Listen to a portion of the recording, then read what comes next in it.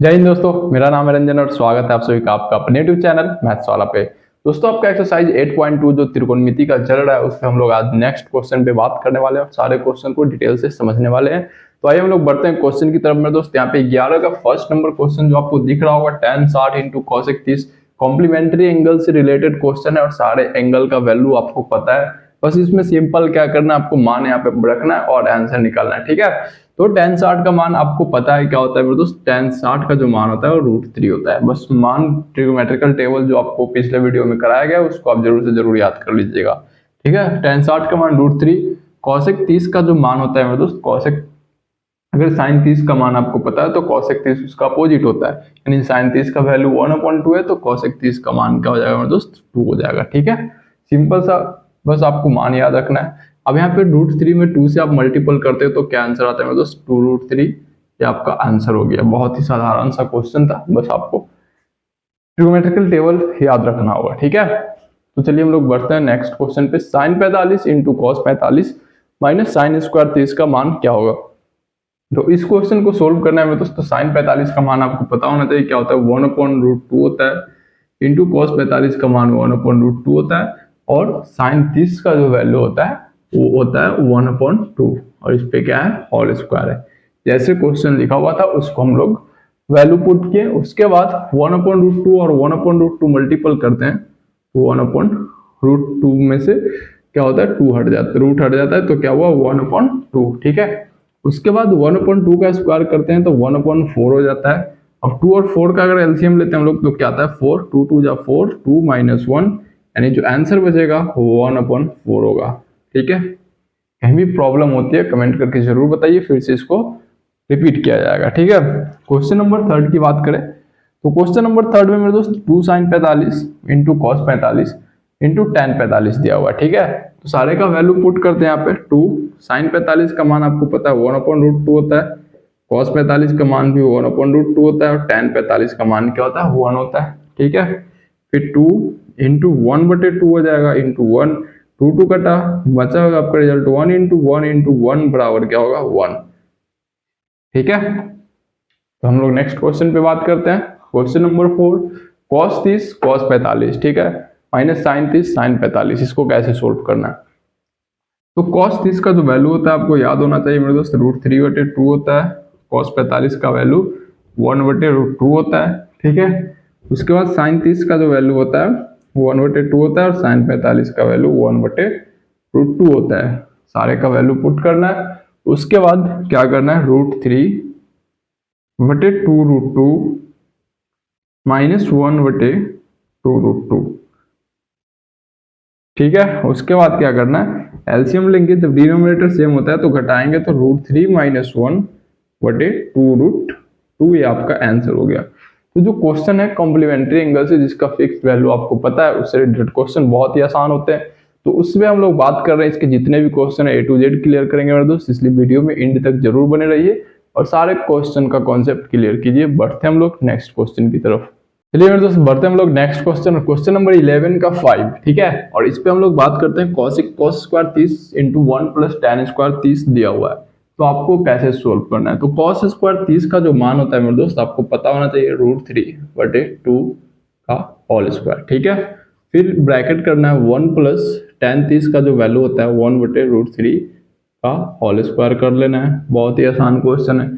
√3/2 मतलब 3 और 2 का स्क्वायर क्या हो जाएगा, 4, क्योंकि √3 का स्क्वायर क्या होता है, 3। फिर इधर करना है 1 प्लस 1/3, फिर आपको यहाँ पे आगे बढ़ना है 3/4, इधर एलसीएम लेंगे तो 3 हो जाएगा, 3 + 1, फिर यहाँ पे सोल्व करेंगे हम लोग 3/4 इंटू 4/3, ऐसे 3 3 कटा, 4 4 कटा, जो आंसर है आपका वो सिंपल आंसर 1 आ गया। ठीक है, बहुत ही साधारण क्वेश्चन था, बस आप इसको जरूर से जरूर बनाते रहिएगा। क्वेश्चन नंबर 6 की बात कर ले, इसमें भी वैल्यू पुटिंग क्वेश्चन है। 4 cosec स्क्वायर 60 है तो 4 cosec 60 का जो वैल्यू होता है आपको पता होना चाहिए, sin 60 का अपोजिट होता है, यानी 2/√3 का होल स्क्वायर और प्लस sec 60 का जो वैल्यू होता है 2 का होल स्क्वायर। ठीक है, अब यहाँ पे करेंगे तो 4 इंटू 4/3 प्लस 3 इंटू 2 का स्क्वायर क्या हो जाएगा, 4, यहाँ पे हो जाएगा 16/3 प्लस 12, एलसीएम लेंगे तो क्या हो जाएगा मेरे दोस्त 3, ठीक है। अब यहाँ पे 16 और प्लस 12 3 जा 36, यहाँ पे कितना आ जाएगा 52/3, ये आपका क्या हो गया आंसर, ठीक है। कहीं भी डाउट हो कमेंट करके जरूर बताइए, ठीक है। और वीडियो अच्छी लग रही है तो चैनल को सब्सक्राइब जरूर कीजिए, साथ ही कमेंट और शेयर दोनों करते जाइए ताकि दूसरे बच्चे भी घर बैठे स्टडी कर सके।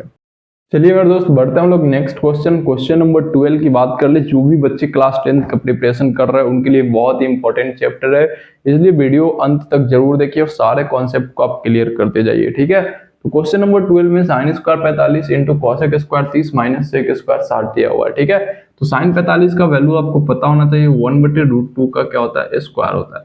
कॉसेक 30 का जो वैल्यू होता है मेरे दोस्त, कॉसेक 30 का जो वैल्यू होता है वो 2 होता है, 2 का क्या होता है स्क्वायर हो गया। यहाँ पे सेक 60 का वैल्यू जो होता है 2 और 2 का क्या हो जाएगा स्क्वायर, ठीक है। 1/√2 का स्क्वायर 1/2 हो जाएगा मेरे दोस्त, 2 का स्क्वायर 4 और 2 का स्क्वायर क्या हो जाएगा 4। 2 से 4 कटा 2 टाइम्स यानी 2 - 4, रिजल्ट आपका बचेगा -2।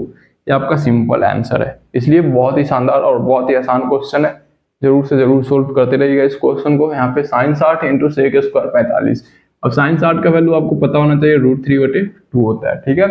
और सेक 45 का जो मान होता है कॉस 45 का अपोजिट यानी √2 का क्या हो जाएगा स्क्वायर -3। tan 30 का जो वैल्यू होता है 1/√3 और tan 0 का तो 0 हो गया यानी पूरा 0 हो गया, ठीक है।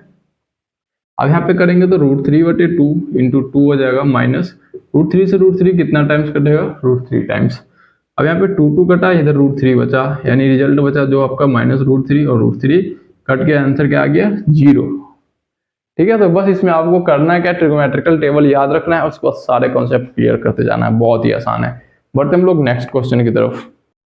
तो चलिए मेरे दोस्त बढ़ते हैं क्वेश्चन नंबर 14, और क्वेश्चन नंबर 14 यहाँ पे दिया हुआ है 2 sin square 30 minus 3 cos square 45 plus tan square 60, ठीक है। यहाँ पे मान रखते हैं तो 2 sin 35 का जो मान होता है 1/2 का स्क्वायर यहाँ पे लिखेंगे, cos 45 का जो मान होता है 1/√2 का स्क्वायर करेंगे, ठीक है। सारे का वैल्यू पुट कर देना है यहाँ पे, और tan 60 का जो वैल्यू होता है √3 का स्क्वायर होता है। तो यहाँ पे क्या करना है, सबसे पहले वैल्यू पुट करना है, उसके बाद कैलकुलेट करना है। तो 1/2 का स्क्वायर करेंगे 1/4, 1/√2 का स्क्वायर करेंगे 1/2 और √3 का स्क्वायर क्या हो जाएगा 3। 2 से 4 कटा 2 टाइम्स यानी 1/2 माइनस 3/2 प्लस 3। अब यहाँ पे करना क्या है, एलसीएम लेना है। तो 2 यहाँ पे 1 - 3 प्लस 3 2 जा 6, 6 1 7, 7 में से 3 गया यानी 4 बचा, 4 को 2 से काटेंगे तो 2 मरतबे कटेगा यानी आंसर क्या हो गया मेरे दोस्त 2। 15 नंबर क्वेश्चन की बात कर ले हम लोग यहाँ पे। तो tan 45 का मान सिंपल 1 होता है, सेक 60 का मान होता है जो 2 का स्क्वायर होता है यानी 1 का स्क्वायर 1, 2 का स्क्वायर 4, रिजल्ट आया आपका 5। तो ये क्वेश्चन जो है सारे आपके कॉम्प्लीमेंट्री एंगल से रिलेटेड थे जिसका आपको वैल्यू पता होता है। तो ये सारे क्वेश्चंस बहुत ही शानदार होते हैं मेरे दोस्त, इसलिए जो बोर्ड एग्जाम में आते ही आते हैं इससे रिलेटेड क्वेश्चन, सारे क्वेश्चन का कॉन्सेप्ट जरूर क्लियर कीजिएगा। और जो प्रॉब्लम हो आप कमेंट बॉक्स में कमेंट करके बताइए, और वीडियो अच्छी लगी हो तो चैनल को सब्सक्राइब जरूर करते जाइएगा मेरे दोस्त। मिलते हैं हम लोग नेक्स्ट वीडियो में, आज के लिए इतना ही। जय हिंद, नमस्कार।